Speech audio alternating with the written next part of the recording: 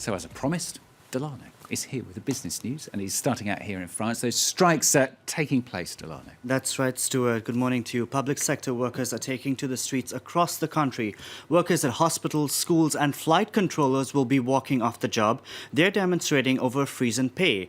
Around 20% of flights are expected to be impacted this Tuesday. Air France says its long-haul services will go undisrupted, but the airline can't rule out last-minute delays and cancellations.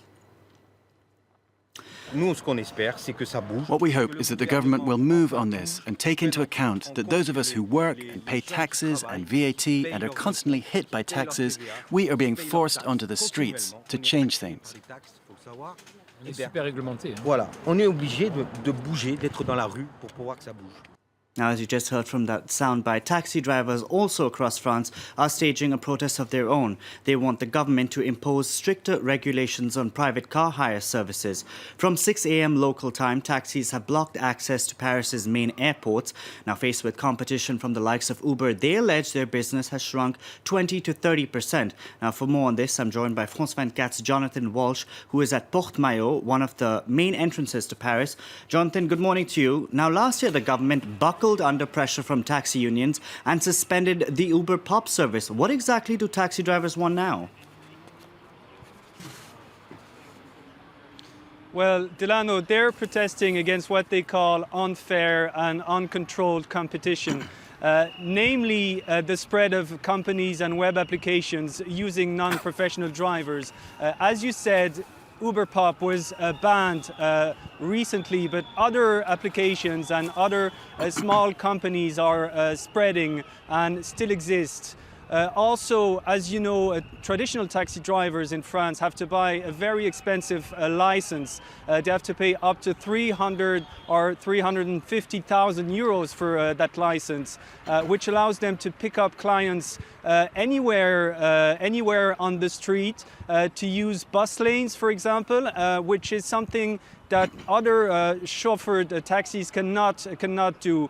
But they're saying that the French government is not enforcing the law that forces chauffeured taxis to respect the restrictions I've just mentioned. So that's why they're protesting today.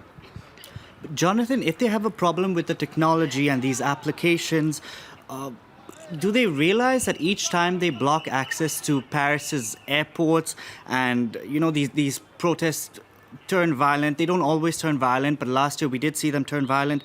That the image of France is tarnished. I mean, there's a better way to do it if they want to change the way the government sort of deregulates the industry, right?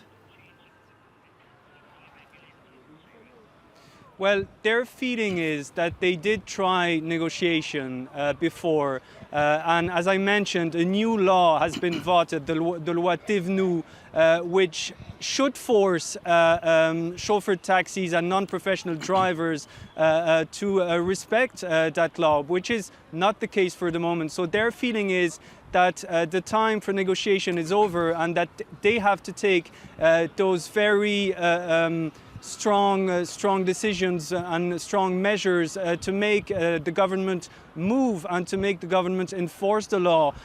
Measures such as blocking the airports or blocking the access to Paris at Porte-Maillot, where I'm standing right now. Jonathan Walsh, thank you very much for that update from Porte-Maillot. Stuart, I don't know if you could see there on those images, but we did have Spanish flags because apparently taxi drivers from Spain have come to Paris to lend their support to this strike that's happening today. OK, we will, of course, continue to follow that story during the day for you here on France 24. Another big business story, a world business story, really, that's been going on for several weeks, but it's back in the news once again, the markets, Delano. That's right, Stuart. It's a bloodbath happening in Asia at this point in time. Stocks are being hammered this session, cuts of over 6%, as you can see there on your screens, on the Shanghai Composite. The Nikkei in Japan and the Hang Seng over in Hong Kong also down considerably at this hour. The declines come as oil prices retreat below $30 a barrel once again. Brent crude currently down over 3%. There you can see on your screens there at around $29.58 a barrel. This comes as Iraq is pumping more oil and worries of an oversupply once again return to the markets. Now, the French car maker Peugeot Citroën's upscale brand of cars DS have opened their first store in the Iranian capital. For the moment, they're selling two different models at around $57,000 apiece.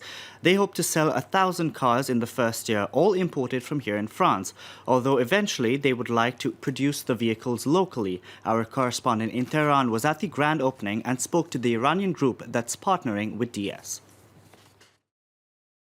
Today is a very exciting day for us and also for the automotive industry in Iran. We think now the sanctions are being lifted and there's going to be more competitions and customers will be more demanding in all sectors. Because of that, we are trying to develop DS brand according to the standards of the company internationally. So the DS showroom that you see today here is exactly according to the standards of DS store all around the world. Iran's President Hassan Rouhani, meanwhile, is currently in Italy in his first visit since Western sanctions were lifted nearly 2 weeks ago. He will also be in France on Wednesday. Now, during the visit, he's expected to negotiate deals for more than 100 Airbus aircrafts to upgrade his country's aging fleet. And finally, McDonald's reported better than expected fourth quarter profits and revenue. The fast food chain says its new all-day breakfast menu helped boost U.S. sales by 5.7%. Sales in high-growth markets, which include Russia and China, rose 3%. Chief Executive Stephen Easterbrook, who took helm of the company last year, is trying to revamp the company's image after years of declining market share. That's the business news for you now. Stuart, I'll be back in just under an hour with more. Good. Thank you very much, Delano. Yeah, more on those taxi driver strikes and, of course, the latest markets from Delano in an hour.